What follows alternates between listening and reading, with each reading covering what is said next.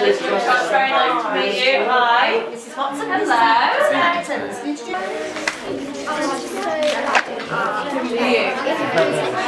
Literacy. Quite a good thing because does it allow teachers to share more and to share. Do you think we've got time to do anything? Very good. You love the burning building. Yeah, that's a good idea. That's a good idea. If it's a fire, it's a good idea. Look at it! You didn't want it to go that way. So, by program is And primary as well. yes. Oh, very much. Primary is got to do all of the housework. It's a bit like what my mum has to do. It doesn't see us to do all of the housework. I do. It's a bit like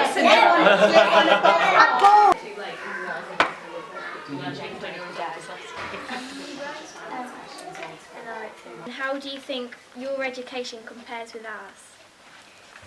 So, I enjoyed most of my school days, although there were times that I remember getting a bit bored sometimes in class. But I did enjoy them, and I think having fun with your friends and learning things is great. And I mean, how it compares, I think school food is much better than it used to be when I was at school. Really, really much better. I think also the way you learn subjects like maths has become more interesting and engaging. So I see things like Numicon and using different shapes and being able to count things, and I think there's more of that than there used to be when I was at school. I suppose it's getting to be quite a long time ago now. So Have you always wanted to be a politician, and would you recommend it as a career? So I have wanted to be a politician for quite a long time, and I've always been really interested in politics because when I was little, my parents were quite interested in politics, not in the Conservative Party, actually on the left wing of politics, and we always used to talk about politics quite a lot at home. And I think politics is really exciting because you can influence the future of the country, and also it's great for people that love talking. And I love talking, and I can talk all the time. And politics is a job where you mainly do talking, so that is tremendous fun. We have heard on the news that the government want to extend the school day and shorten holidays. Why do you think this would help our education? Well, I think, first of all, it's important for children to get a wide range of activities. So it's obviously really important you're learning things like English and maths and history and geography and sciences. But also, we want children to have the experience of playing in an orchestra, doing sports, being members of clubs, doing chess. And if you have a longer school day, it enables those activities to be fitted in as well. And it's really good for children. So I think it's about not just getting the academic content, which is really important for getting a job later on in life, but also getting that experience. And when you do things like debating, you help build up confidence. And what we know is a lot of independent schools do that kind of thing, and we'd like to see that more available to all children. So all children are getting that really wide experience. Absolutely. The government is making some big changes in education. What do you think needs to improve and why? Well, These are very good questions. they are very good questions, and actually I've seen a lot of really good things happening in your school, and I'm very impressed that the head teacher was telling me about the impact the phonics work you're doing is having, and in terms of reading and literacy, and that's really good. And I've seen some very high quality writing, really impressed by the quality of writing that children are doing at a very young age. One thing that I'm really passionate about is mathematics. At the moment, when children are 15 in this country, we're 3 years behind children in Shanghai in terms of our mathematics, so we need to do more to improve maths.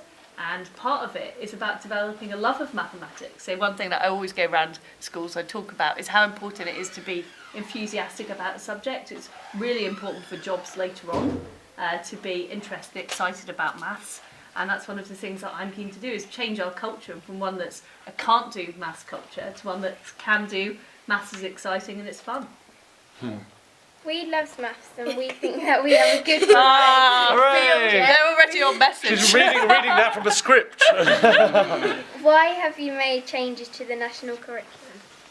So first of all, we've made changes to the national curriculum because the expectations of where children would get to in maths were lower in this country than they were in other countries. And the point is that when you all grow up and get jobs, you need to be as good and better than our international competitors if we're going to do well as a country, and that's really important. So we've raised expectations in maths about where children get to at a particular age, and also the other point is that when you get to an old age like mine, it's harder to remember things and learn things.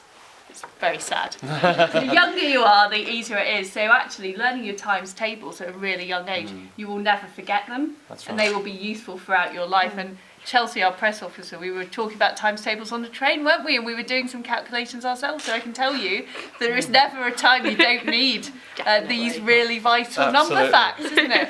Maths is very important. Welcome to Cedar Road. What's impressed you most? Well, the quality of the children's writing is really tremendous. They're composing things independently from quite an early age. I understand that phonics has had a big impact in terms of being able to write down sounds, and that's really, really positive. Also, there's a great enthusiasm amongst children for what they're learning. So I've been to a maths class, which they're all very excited about. They're learning about geometry. And I think it's the level of passion for learning that's really impressive. You've got young children yourself, aged 5 and 7. I Yes. think. What makes a good school? I think it's the strong sense of mission, I think, that head teachers have, that they share with the other teachers in the school, that there's a real purpose to what's happening. And what we want to do, and what I want to do as an education minister, is make sure that when children leave school, they're really prepared for the life afterwards. It's a massive investment we put into children from the ages of 3 right through to 18, and it's really making sure that they have a purpose. Not just academic skills are incredibly important, and we've been talking about English and maths when we've been at school today, but also the broader confidence of children, resilience, the ability to speak well, all of those So the things soft are vital. skills. Yeah, it goes together. You can't have one without the other, and what we know is that the modern workplace requires both of those things. And I think what's really impressive about this school, I've just heard from children about the way they're learning musical instruments, the way they're playing in orchestras, the sports activities, and how that fits with the very strong focus on making sure they've got their times tables right and they can read and write, and all of those things go together. What amazed me, in reception, there are youngsters basically doing computer programming. Yes, Yes. it looked like a toy. Absolutely, and this is part of our new computing curriculum. So from age 5, children will be learning about what is an algorithm, which is basically a list of instructions. They will be learning basic computer programming, and the idea is by the time they get to secondary, they will be able to code in 2 different computer languages. So up until now, we've had a curriculum that's encouraged children to use computers, but not necessarily create the software and hardware. And what's really exciting is to see that happening already in this school, that children from that age are understanding what a computer program is. It's a list of instructions. They're actually programming, I think it was a toy beetle, wasn't it? They were programming a toy beetle to go round the table. So, good school. Terrific school, really impressed. I'm delighted that the Minister for Education has come here today. Cedar Road Primary School is a first-class school, and we have a first-class Minister for Education who has come to Northampton today to see the good work that schools like Cedar Road are doing. Excellent staff, wonderful pupils, really doing very well. Some of the writing skills, the reading skills that we've seen today, particularly impressive. So congratulations to everyone involved. She's talking about things like create hubs, that there will be an ICT hub. And we're immensely proud that Michael Ellis chose to bring her around Cedar Road today.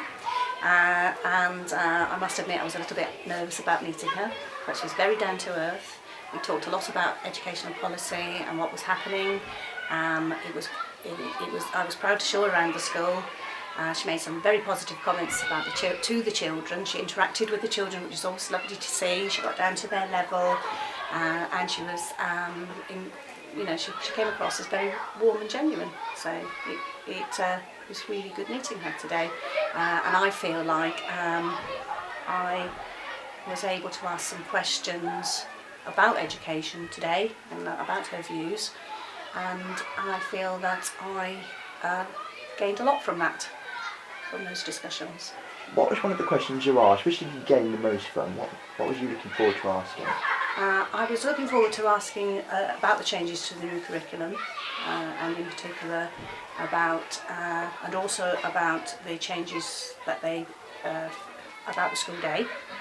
And I was actually, her response was, in terms of maths, I actually quite agree with the fact that we should, it would be better to think of reducing the amount of ways in calculating, for instance, and telling, and taking the most appropriate way, because often children can get confused. But with regard to extending the school day, we open here till 6 anyway, and we offer, I thought that maybe it was more academic things that they were looking towards, but they are looking towards schools doing what we do anyway, which is provide opportunities for sport and music and other clubs after school. So in a way, I feel that most schools, most primary schools I know, are doing that anyway.